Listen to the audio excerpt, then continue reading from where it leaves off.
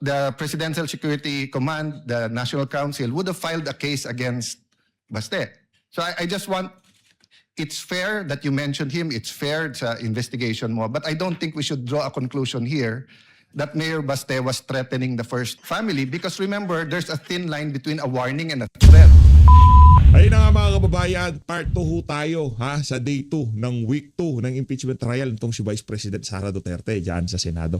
Reset ho muna tayo mga kababayan, tinambakan ho ng defense ang prosecution doon sa ating naunang video, dito sa bahagi ng video na to, kagaya ho ng ating napag-usapan doon sa huling video, kinat ho natin doon sa tagpo, doon sa bahagi na magsasalita itong si Senator Alan Peter Cayetano. Pakinggan ho natin itong mga kababayan, isang like at isang subscribe.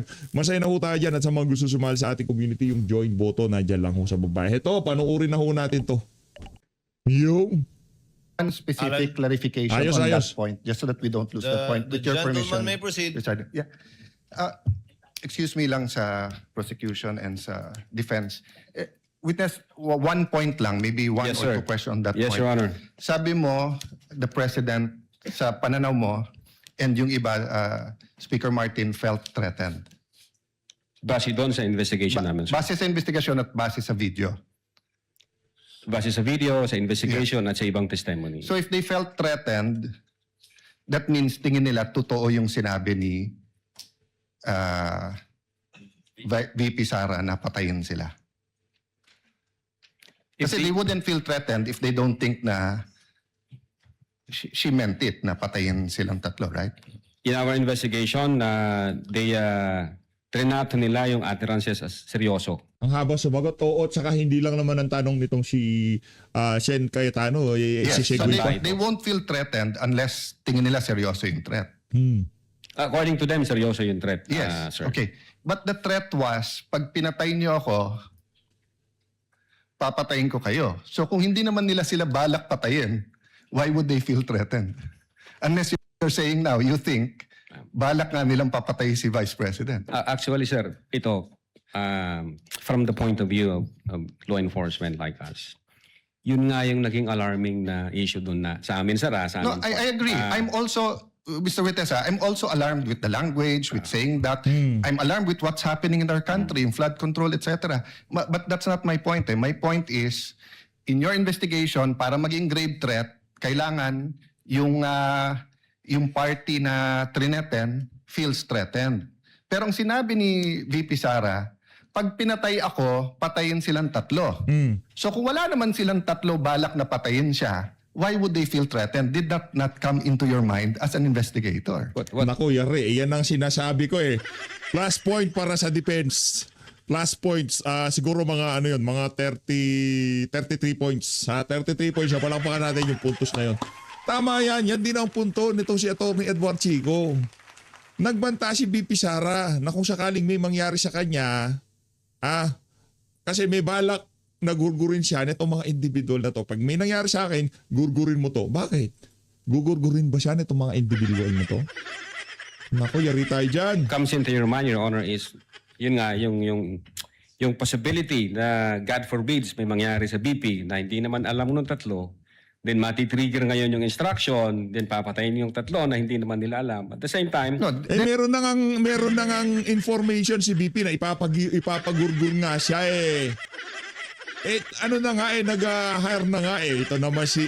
yung mga ibang grupo... then in na- that case, hindi ba logical, because you're the President of the Philippines, you order the PSC to make sure that walang mangyari sa kanya rather than baliktad na tinanggalan siya ng security. Nung I'm just following your logic. I won't. Yes, I sir. won't argue. Finish your ano. And I'm satisfied, Mr. President. I'm just trying to figure out nga no how you came about yung gave threats given Yeah. ang sinabi niya kung papatayin ako. So finish your answer so that we qualify that grave threats sa term namin as event-based condition na yun nga pag nangyari yung event magti-trigger ngayon yung threat ng Vice President. Now insofar as na-threaten sila, yung sinasabi mo po sir na pag namatay si Vice President, tsaka papatayin ngayon ng tao na inutusan niya, yung tatlo. Ang isa sa alarming, na very alarming part na nakita namin, yung mga sasakay ho na grupo po eh. Kasi God forbid, pwedeng mawala ang Vice Presidente but not necessarily sila yung dahilan. Pwedeng namatay siya for one reason or the other. And then ang impression na ng marami, ang may kasalanan nito, yung tatlo. So again, magkakalabo-labo na yan. May sasakay na sa issue, thinking na pag pinatay nila yung tatlo, Walang banta kay VP Sara ha. Walang gusto magbanta kay VP Sara. Kung may mangyayari talaga sa kanya, ang mag-i-interest sa buhay niya ay yung mga taong nagpadala kay dating Pangulong Rodrigo Duterte at nagnakaw sa kaban ng sambayanan. Yun lang, ganun lang kasimple yung Brad. Walang matinong Pilipino ang gustong magurgur si VP Sara sa lagay ng politika natin ngayong mga panahon na to. tatlo ang sisisihin ngayon ng kampo ni Vice Presidente kasi may attirances na ginawa ang Vice Presidente to that effect. So, yun ho yung sa investigation namin. Now, insofar as pumasok ho yung elements ng grave threats, yeah, we believe na pumasok yung elements ng grave threats kasi nasatisfy ho lahat ng elements ng grave threat based on the revised plan. I'm assessing your answer, but malayo na malapit yung sagot mo dun sa triggering events ha. Kasi parang logical, di ba? Dahil sinabi niya yon, baka may gumawa. Hindi nga mag-trigger, papatay sa kanya. So para matrigger na patayin ang Pangulo, you're saying that VP Sara is asking other people to kill her so that they can kill Marcos. Di sana sinabi na lang niya, patayin niyo si Marcos. Sabi mo i-trigger, but anyway, I'm trying to process, but hindi logical yung sinabi mo that event will trigger. Because the event that will trigger the assassination on the tree is the killing of the Vice President. And the Vice President will not tell people, kill me so that you kill them. Precisely, Your Honor. Ang death kasi, for instance, mamatay ang Vice Presidente, it does not necessarily follow na yung tatlo yung nagpapatay base doon sa attirances. Pwede kasing mamatay yung Vice Presidente for one reason or the other. And again, since walang makakalam kung sino ang pumatay dyan, ang impression ng mga tao ngayon, matitrigger ngayon yung instruction. Pag na-trigger yung instruction, pwede na ngayon sumakay yung iba-ibang grupo thinking na kahit mabulilyaso ang sisisihin dito, ang Vice Presidente. Kasi nga, may attirances na ginawa ang Vice Presidente in public. From the point of view of law enforcement, ang gulo nun, Your Honor, matter of national... Ang magulo dito, Brad, meron kang kinakaharap na perjury case. Yun ang pinakamagulo dito. Nasa witness time ka pero meron kang kinakaharap na di umano perjury case ha. Sabi ng mga naglalabasang ano.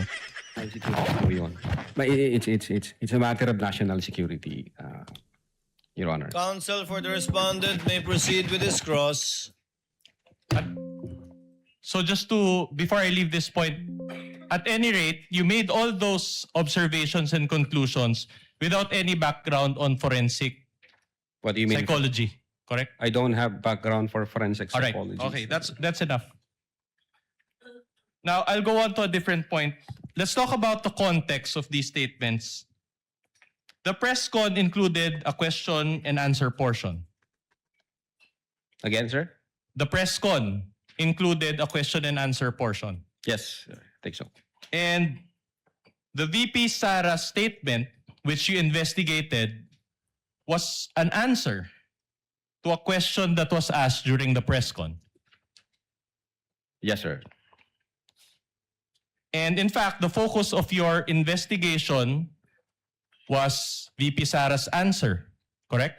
What kind of answer, sir? Answer to the question asked in the press con. Can you tell me the specific questions and the specific answers? You were sir? the one who investigated it and you don't know the statement that you Objection vague. investigated. I will Maraming object vague. question doon, maraming answers, sir. Saan po Exactly. doon ang Objection tinutukoy? vague. Sustained. Kindly reform, counsel. All right. In our exhibit D-1-145A, I will read the transcription. This is the transcription also by John Mark Kalilong, dated December 26, 2024.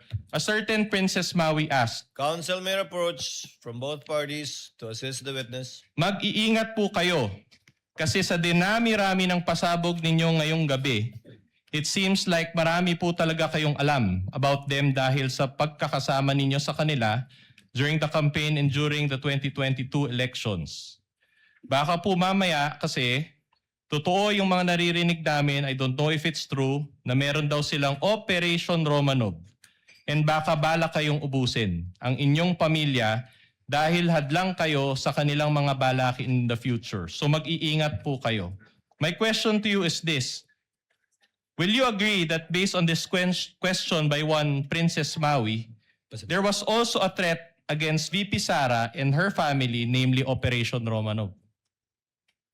Well, sabi ko nga, narinig ko yung term na Romanov nung binigkas yun ni Mayor Baste noong January during Maisog Rally. Other than that, wala ako kaming validated na about Romanov operation. But you watched this video, correct? So you heard it also during that time. Yan ho yung sabi ni Princess Maui, sir. So you heard Then, it. nag-invite kami kay Princess Maui, tinanong ko yung agent on case, kung nag-invite ba tayo kay Princess Maui, ang sabi ng agent on case, hindi raw siya nag-appear. All right. Kasi we want to clarify With the things. permission of the counsel for the respondent, what is the pleasure of Senator Judge Rafi Tulfo? Ito, sira to. Sira Mr. to. Presiding Officer, kahapon kasi nabanggit ko yung Romanov and I did mention na para sa akin, nagmula yung salitang Romanov kay Mayor Baste Duterte Patawag natin. during a rally yung sa Maisog in Davao. So, ang tanong ko ngayon kay Mr. Witness, matatandang pa ba kung anong sinabi ni Mayor Baste Duterte patungkol dun sa Romanov that night? Yes, sir. I will try if Can you I tell us? remember it right. Ang sabi niya, Mr. President, sabi niya, remember what happened to the Romanovs. If I'm not mistaken, sir, parang ang sinasabi niya, kasi No, mayroong... I think when you go to bed tonight, continue. Yes, sir. Yan. Sabi ko yan. Okay. Nag-practice kayo kahapon itong si Rapi Tulfo. Alam ka naman nakalimutan mo na kagad. Oh, When you go to bed tonight, think about the Romanovs. Yun po yata yung pagkasabi. Parang sinasabi niya na baka mangyari sa pamilya niyo yon gaya ng nangyari sa inyo noong 1996. Kung tama yung memory ko, sir. Parang ganun po ang sinasabi ni Mayor Baste. Kaya nga, Mr. Presiding Officer, nagtataka ako na binanggit yan ni Princess Maui doon sa press conference, sa online press conference. baka hindi naiintindihan ni Princess Mau yung konteksto ng sinasabi nitong si Mayor Baste.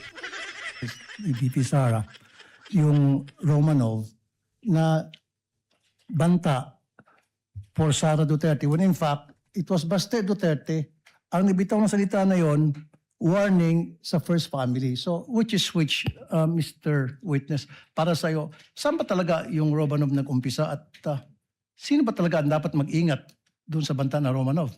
Yeah, insofar as our investigation is concerned, since nag-start yan doon kay Mayor Baste, at wala ho kaming ma-validate na ibang Romanov operations na nangyari, I think nag-start yan sa kanila, sir, sa kapatid ng Vice Presidente. Thank you, Mr. Witness. No other questions? Mr. Presiding Officer. Noted, entered into the records, and counsel for the respondent may continue with this cross. All right. So you mentioned that just now that Mayor Baste said, think about the Romanovs, correct? Yan yung statement ni Mayor Baste, sir. But I'm asking Operation Romanov eh. So hindi naman think about the Romanovs. My question to you is this. Naku po, yari. Hindi think about Romanov. Operation Romanov.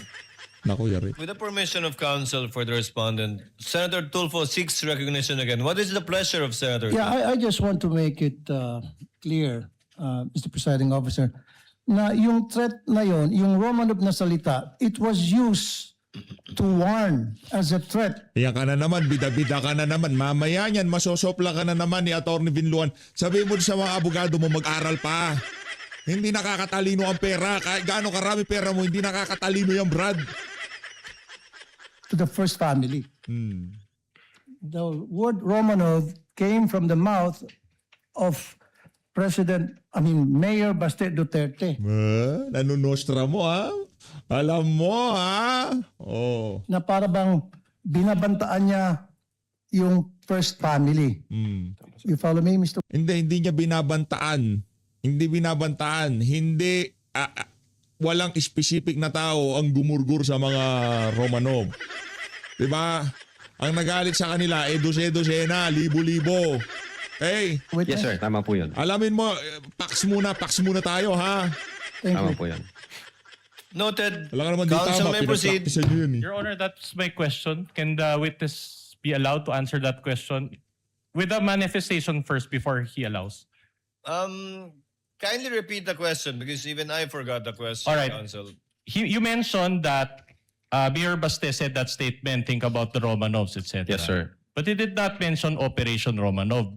It was Princess Maui who mentioned the word Operation Romanov. And I know you don't have, I personally don't have any knowledge about what Mayor Baste said, and that is not the subject of this case. Let's just stick to the facts of this case.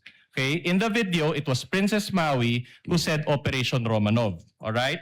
Now, will you agree with me that based on that question, there was also a threat against VP Sara and her family? That's the question. According to the question, sir, yes. All right. Now, you mentioned yesterday that you can motu proprio investigate threats against the Vice President. Under the law, sir, yes. All right. My next question is very simple. Did you conduct a separate investigation on Operation Romanov? Well, since ang focus ng operations namin, sir, is cybercrime investigation, I think ang makakasagot niyan yung intelligence service namin, sir. Insofar as the cybercrime division is concerned, ang focus namin, crimes committed by, through, and with the use of information and communication technology. As to the fact whether or not may Operation Romanov, ang makakasagot po niyan either yung intelligence service o yung director ho namin, sir. So insofar as you are concerned, there is no ongoing investigation on Operation Romanov. Again, ang focus ho ng investigation namin doon Oo lang tsaka hindi, no?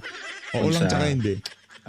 grave threat and then inciting to sedition against the vice Yung dalawang kumag, dalawang palko na, si, yung iniwalay ni Aiko tsaka itong si Dembak sa Queen. president. Insofar as the existence of whether or not may Operation Romanov, siguro makakasagot niyan, sir, yung intelligence service, yung director ho namin. All right. So no. At any rate, are you aware of any Galing itong si Atty. Vidal. So, ang haba na sinabi mo, sagot mo rin pala, no? Okay, no? Points para sa defense. Di ba? Points para sa defense. Gawin na natin 40 yan. Ayoko na may butal. Saradong 40. if the Vice President was the target of unauthorized intelligence or surveillance operations? I'm not aware, sir. All right. With the permission of counsel, Chair will recognize Senator Judge Pangilinan, thereafter Senator Judge Erwin Tulfo. Ito, mga prosecution. Yung mga kakulab na prosecution to kulab nila ito. One or two quick questions. You may proceed, sir. On the issue of Princess Maui. Opo. And itong investigasyon na sinasabing inimbestigahan ba yung threat against the Vice President? Hostile witness na yan si Princess Maui, patawag dyan. Kung hypothetically dumating si Princess Maui at nagpaliwanag tungkol sa Operation Romanov at sinabi niya ang detalye, Ipatawag na yan si Princess Maui. Yes, sir. kikilos ba ang Definitely, cybercrime? sir. Definitely. Ano ang gagawin ninyo kung nakuha ninyo yung ganong klaseng impormasyon? We will validate the information first, sir. Ang problema, sabi nga ninyo kanina, hindi nga humarap. Opo, sir. But as in any other case, kung may humarap at pinag-usapan at sinabi ganito yung threat, what is the standard operating procedure of the NBI? We validate first the information, sir. And then pag confirm na, then we will start case build-up, sir. Thank you. Thank you. Senator Judge Erwin Tulfo. What is your pleasure, sir? Thank you, Mr. Presiding Officer. Just want to direct my question to the witness here. Yes, Your Honor. Yung Romanov plot, well, aside from what Ipupush niya yung sa kuya niya, nagmukhang engot yung kapatid niya doon sa sagot ni Atty. Binluan eh. Kaya kailangan na suportahan yung kapatid niyang si Sira.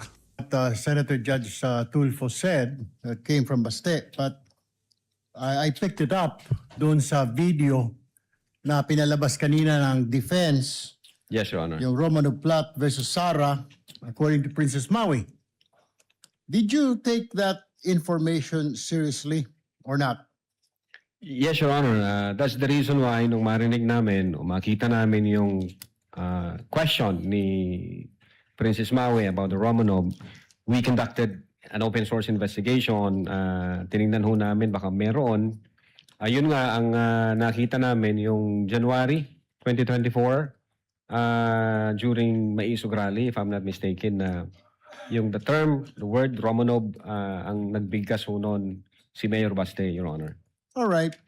So, yung statement ni Princess Maui sa video, Ito pala si Lotok, taga-Tacloban ito. Taklo, ano pala to? Taclobenyo pala to. Taga-Leiteño. Taga Leyte. Kababayan pala ni Martin Romualdez. Oh. how do you rate that info? Sa inyo po sa NBI, sa mga intelligence agencies, yung mga informations po ninyo, may rating. Tama po ba? Correct me if I'm wrong here, Mr. Witness. For example, pag yung information po ninyo, pag yung information po na natanggap ninyo ay may mga rating po. A1, completely reliable. A2, completely reliable information, probably true. B1, usually reliable source, information confirmed. B2, usually reliable, information probably true, but needs validation. C1, fairly reliable source, information confirmed. C2, fairly reliable source, information needs validation. D to F, source is doubtful, unreliable, or reliability cannot be assessed. So, saan yun nilagay yung sinabi ni Princess Maui? Saan dito sa classification po na ito ng source of information? Is it A1, A2, B1, B2, C1? Inisa-isa pa nga. Ano kayo mga bingi? Hindi namin narinig. Total, punta ka sa likod. Maghanap na lang tayo ng maganda. At least hindi lang ikaw, di ba? Kasama mo ako dyan. Ang bira. Upo ka doon sa likod. Ano lang tayo? Tingin-tingin na lang tayo sa maganda sa paligid. Bira ka. Hanggang DF?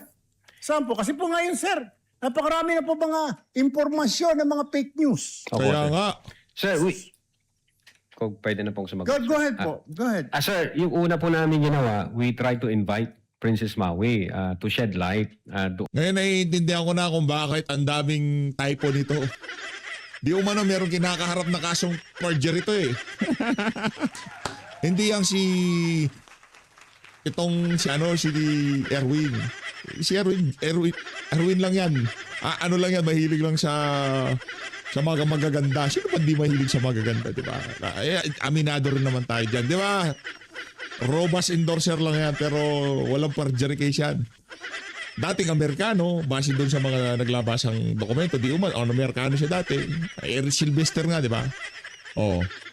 Pero itong si Loto, mabigat ang kinakaharap na kaso nito. Marami ho siyang, kung tawagin tawag dito,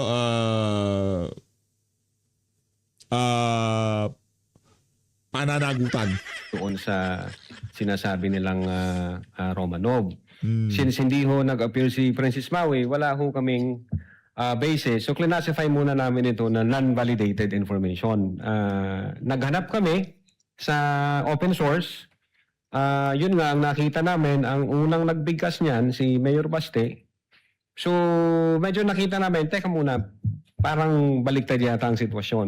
Kung kay Mayor Baste nagsimula ang Romanov, bakit dito ito yung tinatanong ni Princess Maui sa Vice Presidente? So, medyo it doesn't make sense, Ipatawag si Princess Maui.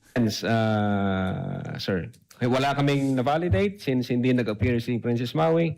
So, we classify the information as unvalidated So information. what you did, nung hindi mo ma-confirm yung kay Princess Maui information, naghanap ka ng Opo. counter source, Yes, sir. Open source, sir. open source, okay, to validate. Yes, sir. And what happened to that source? Yeah, based doon sa video na yun, January, if I'm not mistaken, yun nga, yung Maisog Rally, Your Honor, ang unang nagbanggit ng Romanov, si Mayor Baste, parang tinatakot niya yung presidente. Okay, Doon. Mr. Witness, I'm running out of time. So isa lang pong tanong ko. So yung information po ni Princess Maui doon sa video, yung sinabi niya kay BP, eh hindi po reliable. Hindi reliable insofar as the Cybercrime Division is concerned, Thank sir. you, Mr. Presiding Officer. The interventions of the Senator Judge are noted. What is the pleasure of Senator Judge Villanueva? Thank you, Mr. Presiding Officer, Mr. President. Just a very quick Ito ano to, nasa gray area to. Sa gray area. Bigyan tayong points, bigyan tayong points dalawa sa sa prosecution. Yung prosecution senator natin approve. Ito gray area to, gray area. question on this particular topic, and Oh, I will no this is longer. May proceed. Thank you, Mr. President. I will no longer dwell on the Operation Romanov, despite the fact that thank you to Senator Judge Rafi Tulfo who told me that about the dates.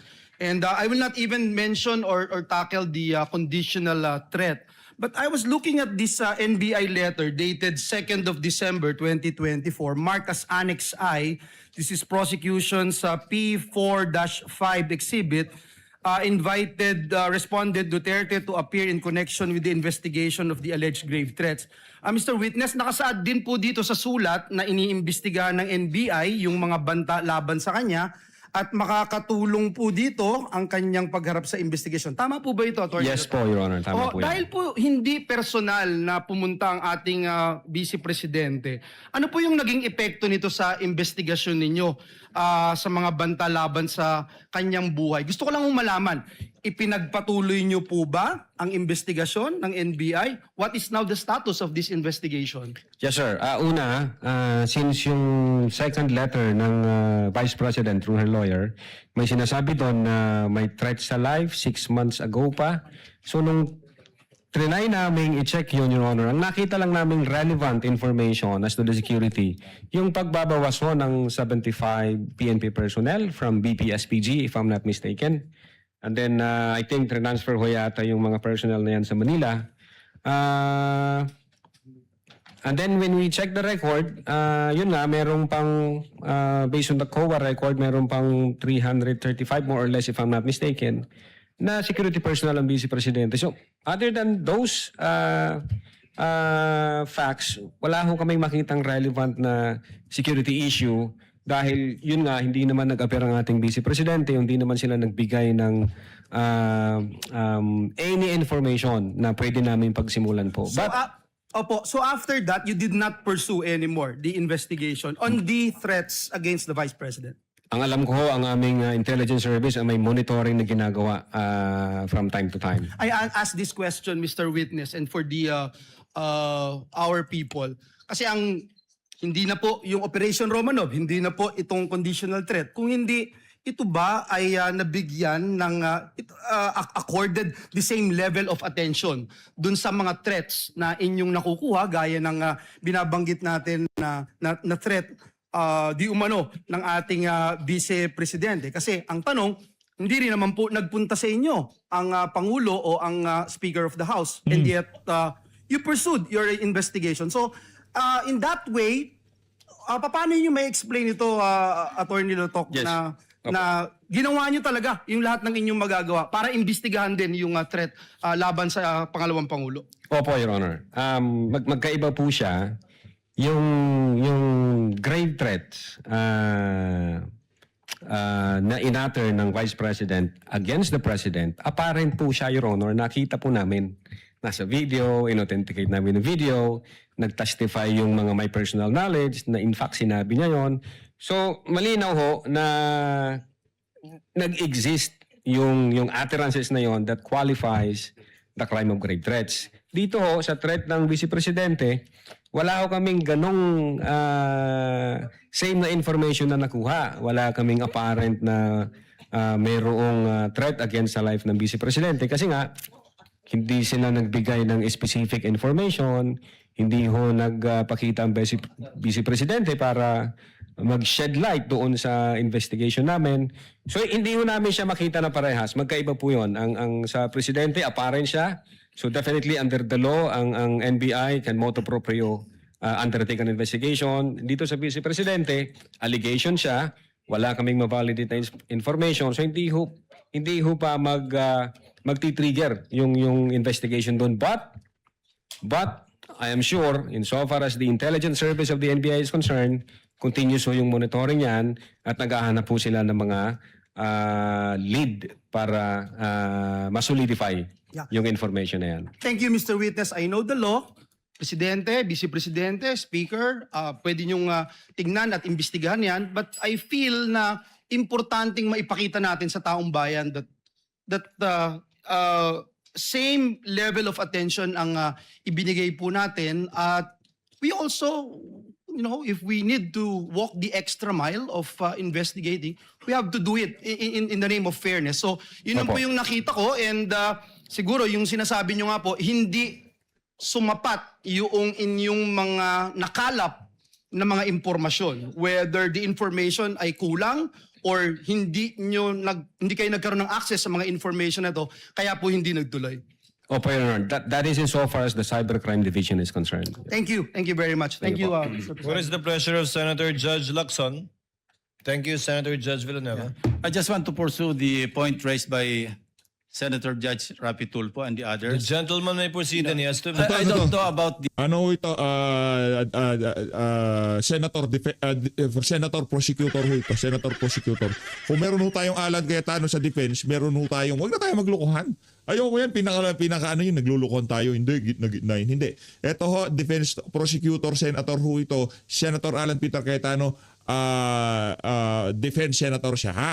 Malinaw na. the other senator judges, pero until today, when Senator Judge Rapi Tulfo clarified Opo. na yung palang Oplan Romanov a threat against the first family. Yes, sir.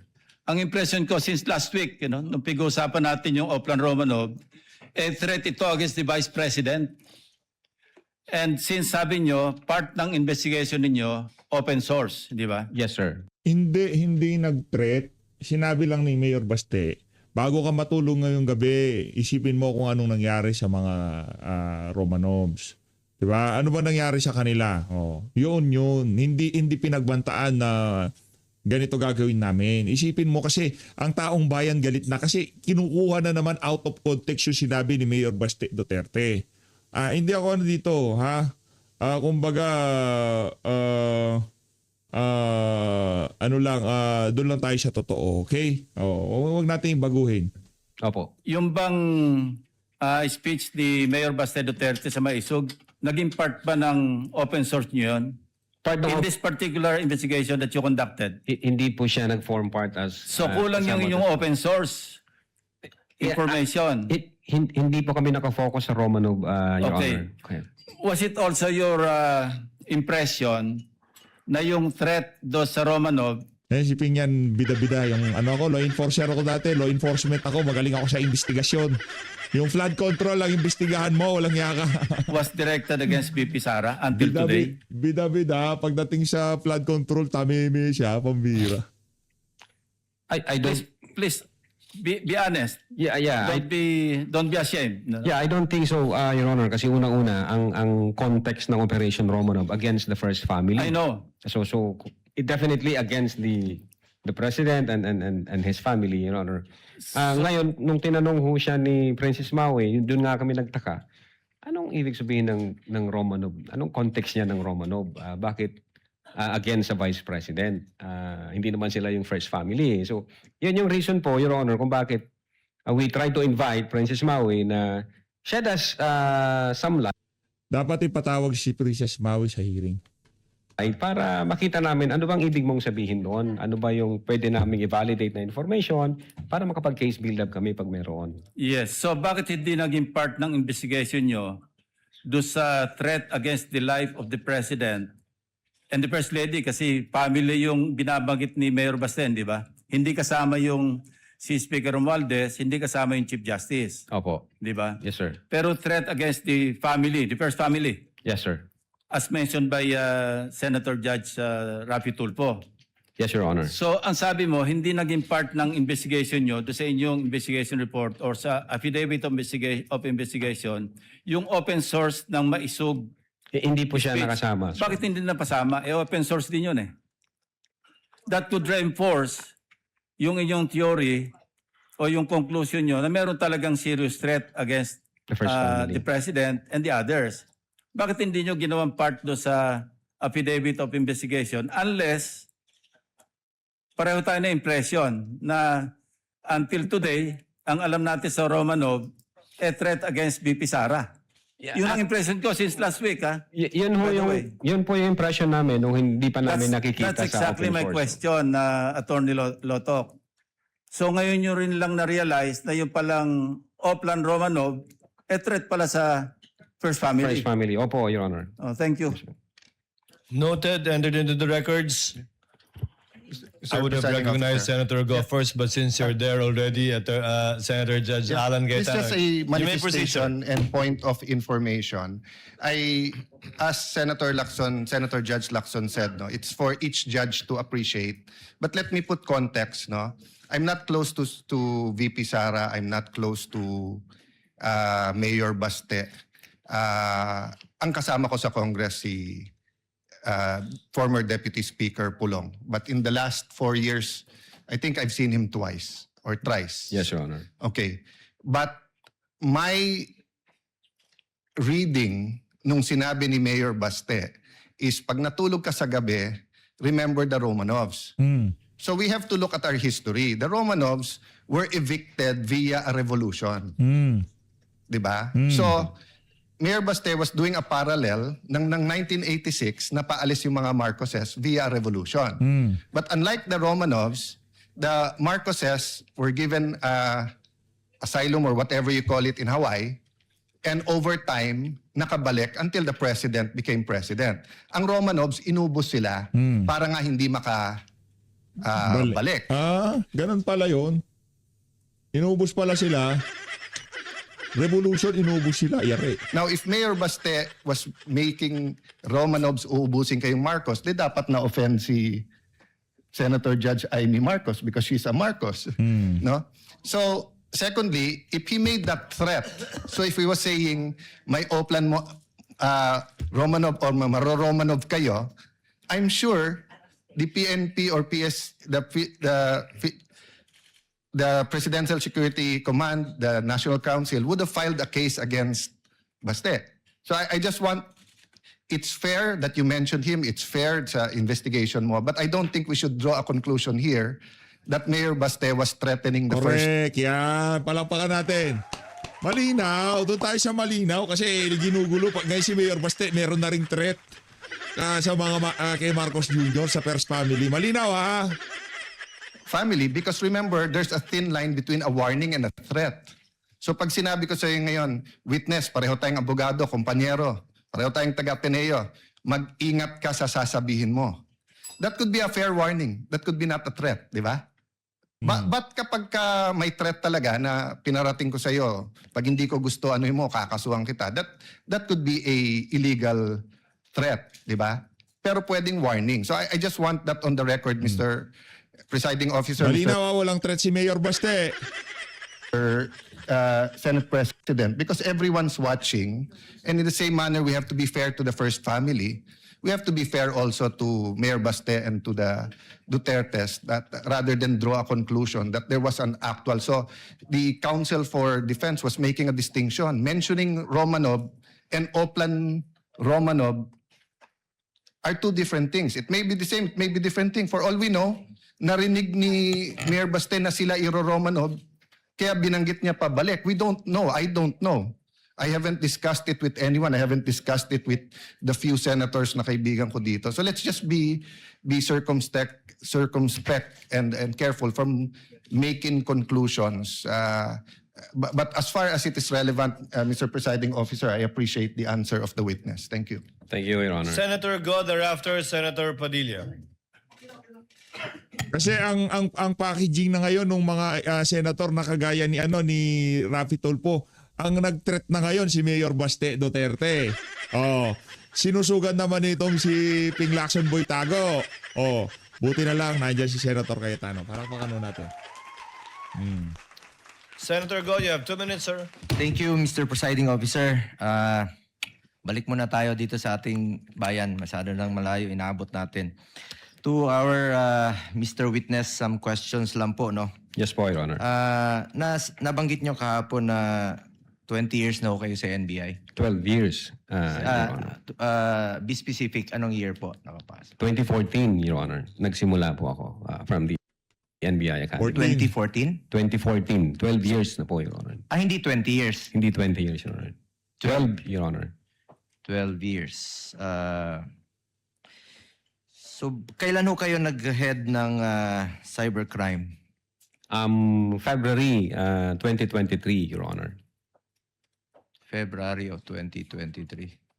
Maupay na adlaw pala. Maupay po nga adlaw gyapon, sir. And to Tagaliti yan, kamag-anak ni Martir. Ay, kamag-anak. Kababayan ni Martir our Romualdez. prosecutor. Maayong hapon, sir. Maayong hapon. Leyte din yan, si Ligutan. Yan po, maupay na kulop. Maupay man. Kailan ho kayo naging RD? July 2025, sir. July 2025. So, naging cybercrime head kayo February of 2023. 3, sir. Before that, saan ho kayo na-assign? Chief ng Digital Forensics, sir, 2022. 2020. Anyway. So, meron ho bang nag-recommend sa inyo or wala na, nag-apply lang kayo o sino Nang ano po, sir? naging head kayo ng cybercrime? As Chief of the Digital Forensics, I was designated by the then Director Medardo J. De Lemos. Then as Chief of the Cybercrime Division, I was also designated by the then Director Medardo J. De Lemos, sir. 2016 to 2022, saan ho kayo na-assign? 2016, I think anti-organized crime and transnational crime. Up to 2020. AOTCD, yun, Your Honor. Then 2018, nasa cybercrime division na po So ako. hindi po kayo head doon. Hindi pa, as an investigation agent po, noong 2018, sir. Anyway, nabanggit niyo po kanina about sworn affidavit. And then nabanggit niyo about journalists, no, na part nung press conference. Tama ho ba? Yes, sir. Marami sila, di ba? Marami Opo. nabanggit Yes, sa Your mga Honor. nakarang araw, including last week, di ba? Bakit ho ba, ba't hindi nyo kinuha yung, bakit po hindi kinuha ang sariling sworn affidavit ng mga journalists na personal na naroon po sa press conference? Sa halip ay affidavits po ng agents na naglalaman po ng inyong summary ng mga sinabi po ninyo. Bakit hindi nyo pinursige yung mga affidavits ng mga nandoon sa... Yes, Your Honor. Nung nag-appear po yung mga media personalities na nag-participate nung online press conference at the November 23, 2024, may kasama ho silang lawyer, and then we want to them to execute an affidavit. Ang advice sa kanila ng lawyer, hindi na raw. Pwede lang sila mag-participate ng interview. Pwede sila mag-sign sa minutes at meeting. So hindi na po namin pinilit. So wala hong journalists or mga vloggers na kasama po doon sa sworn affidavit? Wala ho. Sa inyo lang, purely puro po ito sa NBI. Galing sa NBI lang po. Yes, sir. Kasi ayaw po ng lawyer nila na mag-execute sila ng affidavit. Okay. Pero may kasama po silang lawyer doon, sir. Yung mga detalye pong nakasaad sa inyong affidavit tungkol sa naganap na press conference, galing ho ba ito sa personal knowledge ng mga agents o batay po sa sinabi ng mga journalists na nakausap po ng agents pagkatapos? Yes, Your Honor. Q&A, yung mode nung interview at nag-reflect ho yan doon sa minutes of meeting, and then nag-execute ng affidavit yung nag-interview na agent. So magkasama ho yung mga dokumento na yun, sir. Mako-consider mo ba ito na second-hand account? Paano nyo masigurong naging actual ho yung pag-interpret ninyo sa mga sinabi? Ano pong Interpret, sir. I mean, kung batay po ito sa second-hand account, paano nyo masisiguro na sakto, walang naidagdag, o hindi na misinterpret sa pagitan ng aktual na sinabi ng mga journalists at mga nakasulat sa inyong affidavit? Yes, Your Honor. That's the reason why inauthenticate namin yung video mula simula hanggang sa matapos para hindi kami mawala sa tunay na nangyari. That's the reason why transcribe din ng ating agent on case kung ano laman ng video, kung ano yung naging tanungan doon para hindi ko kami mawala sa investigasyon namin. And in fact, Your Honor, when we try to establish whether or not nag-utter ba talaga ang Vice Presidente na may kinausap na siyang tao para pumatay sa tatlo, na confirm namin ito nung November 26 video kasi ni-reiterate ng Vice Presidente, inadmit niya instead na sinabi niyang hindi ko sinabi yon. Sinabi niya nung November 26 na video na indeed may kinausap na siyang tao para pumatay doon sa tatlo. So, nabuo yung aming investigation na ang tawag po namin doon is admission against interest doon po sa ginawa ni Vice President during the November 26, 2024, sir. Anyway, last question na lang po on sedition. No? How do you reconcile the fact that the Vice President discouraged her supporters from going to the streets with a claim of inciting to sedition? Ano po yung, sorry, On sir. sedition charges, di ba? Yes, sir. How do you reconcile the fact that the Vice President discouraged her supporters from going to the streets with a claim of inciting to sedition? When in inciting to sedition, Your Honor, specifically in the case of People versus Nabong, it is not necessary na magkaroon ng actual sedition. The law also penalizes if the seditious words would encourage people to do illegal acts or to overthrow government. In other words, if the speeches would stir up the people to go against the government, if the speeches would disturb the peace of the community, if the speeches would undermine public order and public security, hindi ho necessary na magkaroon ng actual na sedition. That's under Meron law, ho sir. bang nagawa yung Vice Presidente na gaya ng sinasabi niyo ngayon? Nagawa pong inciting to sedition, sir? Based sa findings namin, sir, yes. Based po sa findings namin. Ganito po ang nangyari. Kinumpare po namin based on the content and context of the utterances made by the Vice President in November 23, 2024, the utterances made by the Vice President in October 18, 2024, then the utterances made by the Vice President in 26 November 2024, and other facts and circumstances. Nung trinay po namin i-compare siya, may nakita ko kami ng mga utterances that would stir up the people against the government. For example, Your Honor, nung October 18, ang sabi ng Vice Presidente, walang number 1 ang Pilipinas na Pambihira. Dahil nga naman free siya magsalita at abogado siya, lahat ho ng paborable sa nasasabihin niya, paborable sa prosecution, testigo siya eh. Itong si Senator Bongo, hindi naman abogado. Hindi niya na, okay na yun. Hindi mo na kailangan, uulitin mo na naman sinabi, wala nang problema dyan. ito hanggang number 2 lang to para sa akin. Wala itong number 1. Kinumpara ho namin nung November 23, ang sabi doon sa November 23, I do not recognize anybody above me. It's a reiteration doon sa kanyang sinabi. That's number 1, Your Honor. The number 2, may sinabi siya noong October 18 na anong magagawa ko, hindi marunong maging presidente yung nakaupo. Kasalanan ko ba yon? And then, November 23, kinumpara namin yon. Ang sabi niya doon, this country will go to hell because the person na nakaupo is hindi marunong maging presidente and who is a liar. So nakita namin yung pattern saka consistent na utterances. Then tinignan namin yung pangatlong line, ang sabi niya doon, alam ko si BBM may 5 impeachable offense, pero papasa ba dyan sa House? Siyempre hindi. Then pagdating sa November 23, sinabi naman niya doon na the President is lying through his teeth para makuha lang niya yung boto ng mga tao. No? Tapos minura niya sila, PI BBM, Lisa Marcos, and former Speaker of the House. So, tiningnan namin, sino ba yung nagsasalita? Kung ang nagsasalita, Your Honor, is yung ikalawa sa pinakamataas na posisyon in public at yun yung kanyang utterances, definitely, Your Honor, there is a tendency to stir up the people against Malinaw naman sinabi ni VP Sara, ang laban wala sa kalsada. So ngayon, kung ang mga makikinig kay VP Sara, sambayan ng Pilipino, yung mga taga-suporta niya, sinabi na nga niya. Hindi nga siya nagsasalita sa mga rally.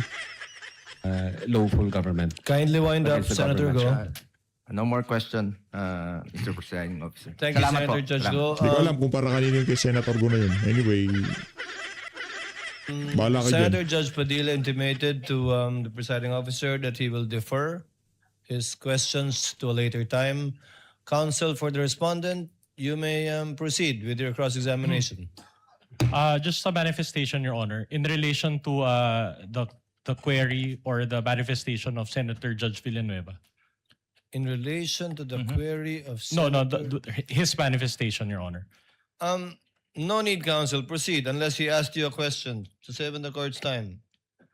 Please proceed with your cross-examination. All right, I'll just transform it into a question. You were asked Yes, you about can. that December 2, 2024 letter, correct? December 2, yes, sir. Oh, that is the letter where you gave a schedule for the Vice President to attend, correct?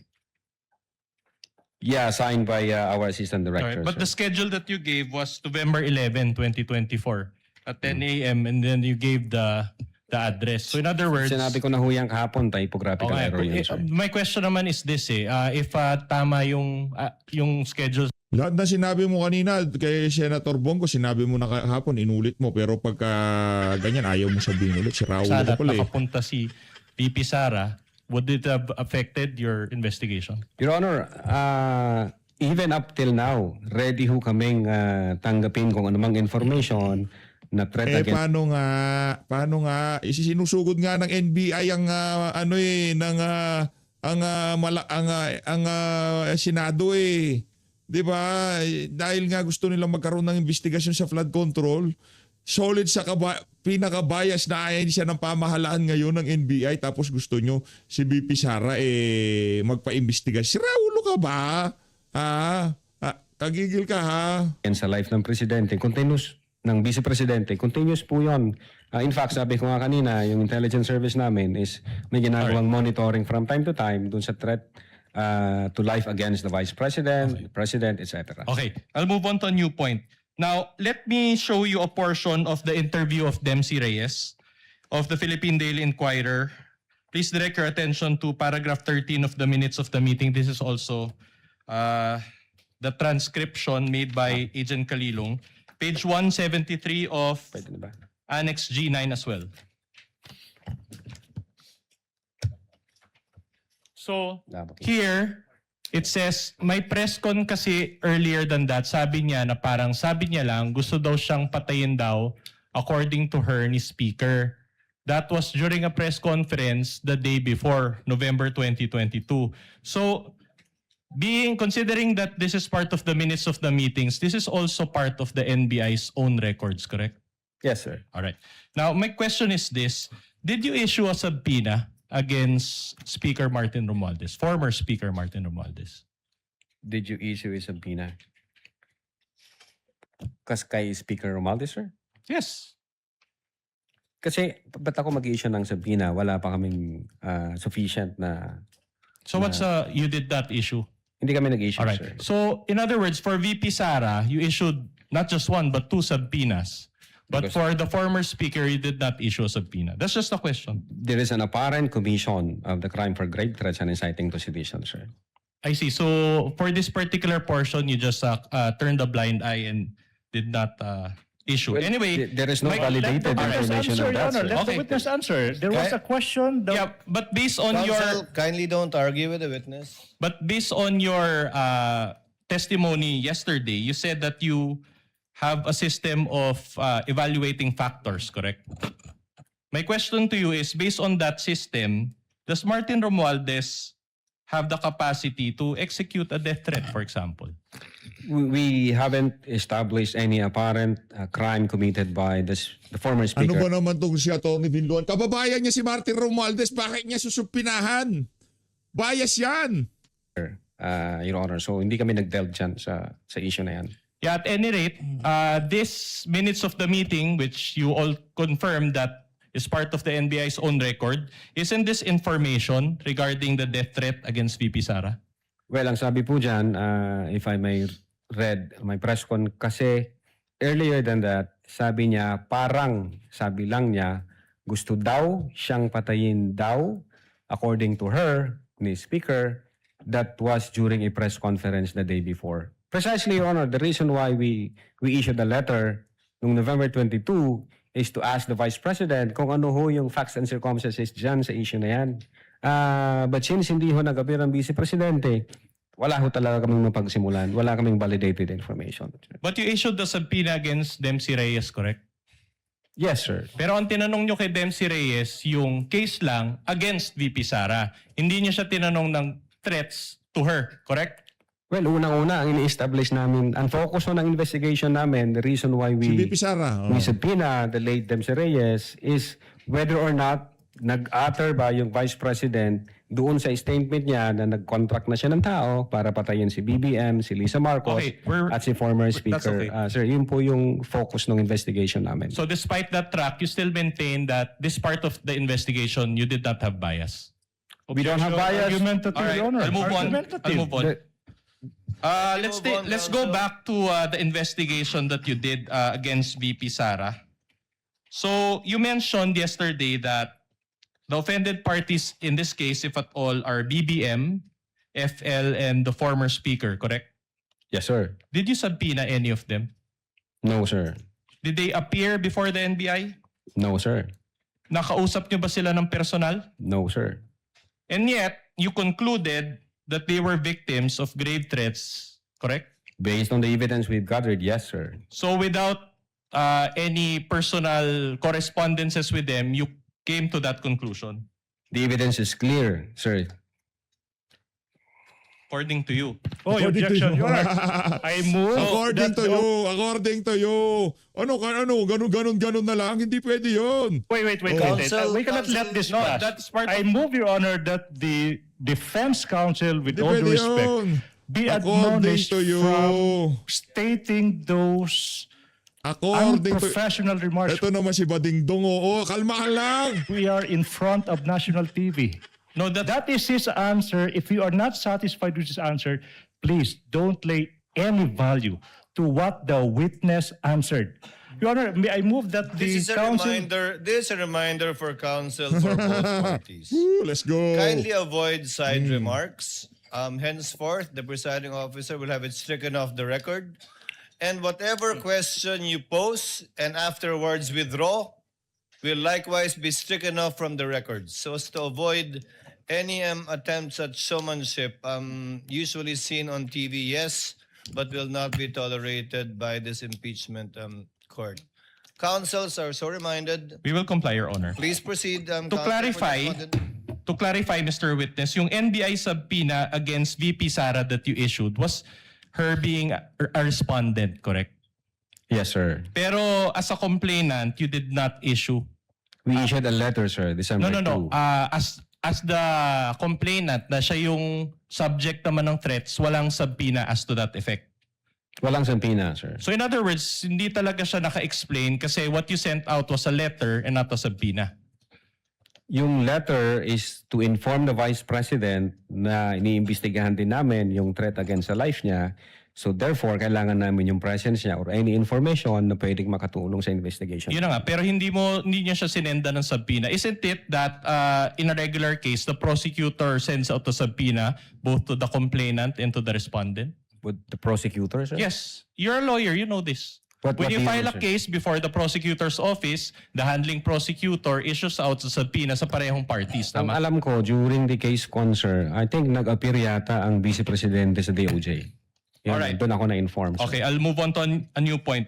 Let's talk about the reversal by the DOJ. Diba? There was a initial finding on February 5 and then it was eventually reversed. Now, would you agree with me that the rectifications that you made for the first affidavit of investigation were procedural deficiencies? procedural deficiencies. Like the No, TSN? it's part of the case build-up, Your Honor. But what you added were TSNs, affidavits of your own agents, correct? Don't you consider that as... Those were affidavits. Yes, but don't you consider that those as procedural and not substantive? Part of the evaluation and case build-up, yes, sir. All right. But in effect, the substance of the case remained the same. Walang nabago ho sa affidavit, sa una at sa pangalawa, parehas po yun. Very good. sir. So in other words, wala kang no additional discussion on the merits of the case. On the merits of the case, yung findings namin, hindi ho nabago All yun, right. sir. Very good. So no additional witnesses were interviewed. What do you mean interview, sir? Wala nang additional interviews. Kung ano yung sa first affidavit nyo, yun na rin yung sa second affidavit. Wala nang additional interviewees. Kung I think ang naalala ko 6 ho na media personalities ang na-interview namin at yun ho yung nag-reflect sa affidavit. At the same time, we tried to issue subpoena sa I think head ng ABS-CBN. I understand that, but be more responsive. Your Honor, if I may, the witness is still in the process of answering Yeah, his... but Your Honor, but the answer is not Exactly. responsive. Eh. My question is very Let him simple. finish first, with all due respect, Your Honor. With the permission of the counsel for the parties. Attorney Latok, the question was, sa pagitan ng una at pangalawang sinubmit ninyo sa DOJ, may mga testigo ba kayong dinagdag sa pangalawa niyong submission sa DOJ? O pareho din po yung mga testigo, nilakip lang yung mga affidavit na hindi na ilakip dun sa unang pag-submit?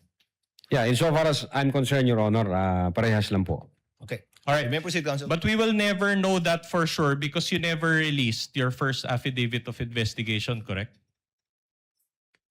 Well, I think it's in the DOJ. Ang binigay sa amin yung certification kung ano yung mga requirements na dapat na may comply. Yeah, but what you attach, when you received the subpoena from the House Committee on Justice, which was used as the basis for the articles of impeachment, the first affidavit of investigation was never included, correct? Yung nag-submit ho dyan, Your Honor, sila Agent Kalilong, wala akong idea Hindi dun joke sa... lang. All right, that's okay. person.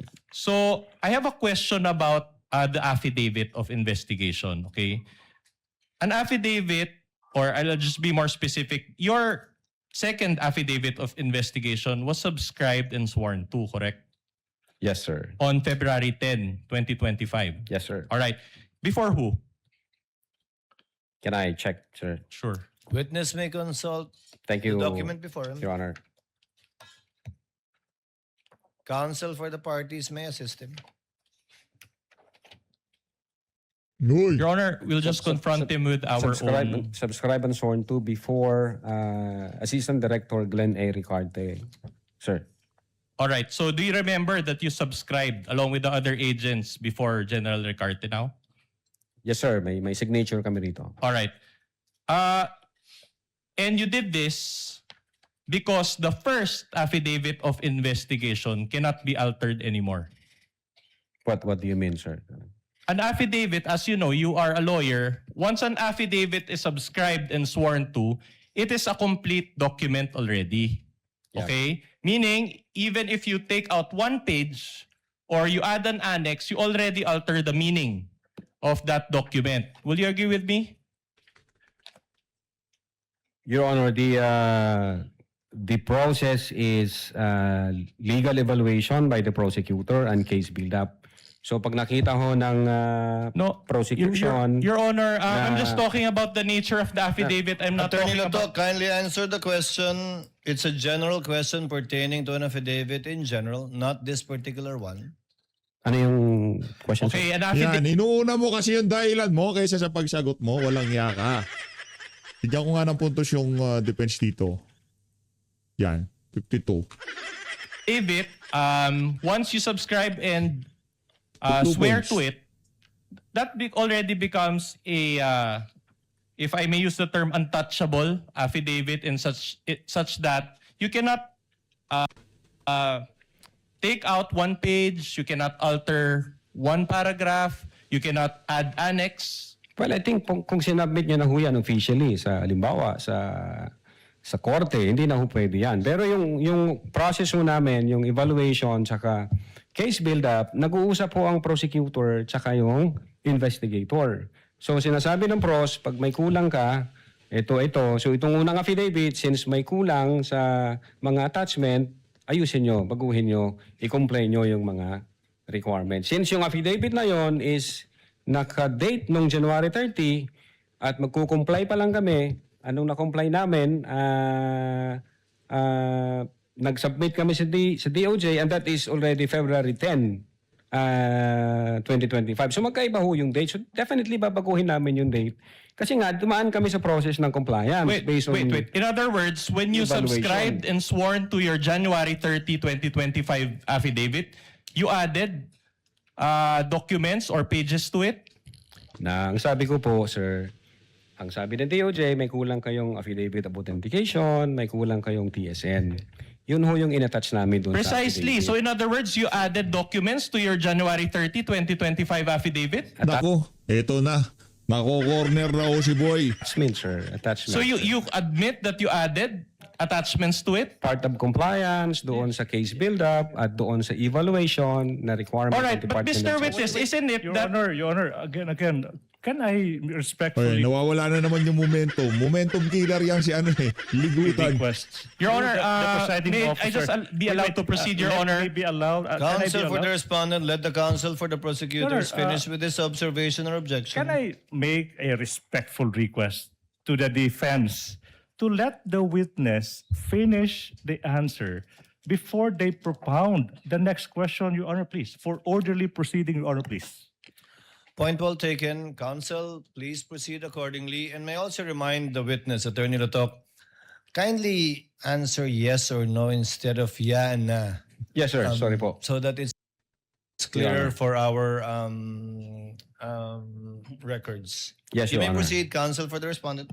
So you admit that after you subscribe and swear to that January 30, 2025 affidavit, you added documents to it so that it will comply with the requirements of the DOJ. Is that what you're saying?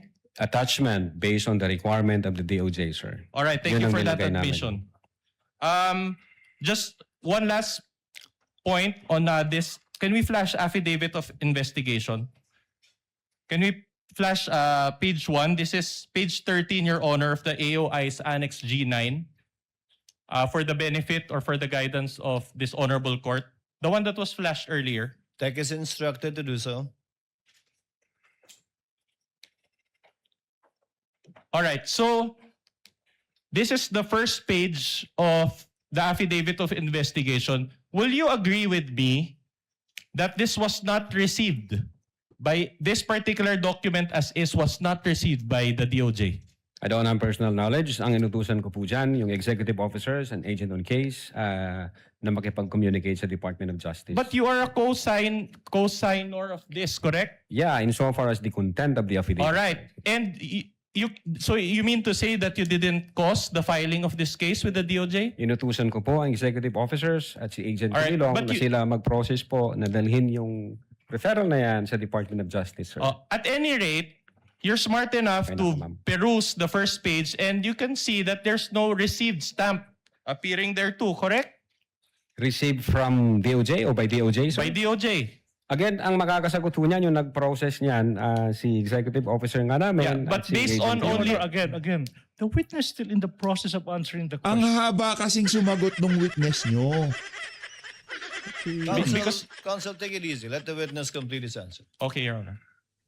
But based as it appears only, as it appears on this document, this is part of the records and also uploaded in the Senate website already last July 12 so that the public can peruse. Annex GGG, this is page 13. Based on this document and observation, can you notice any received stamp on this document?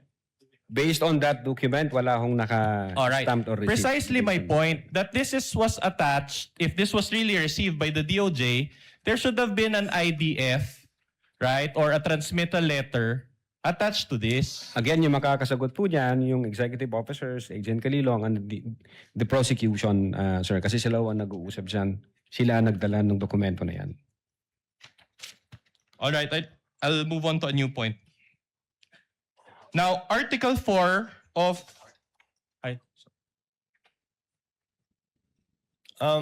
What is the pleasure of Senator Judge?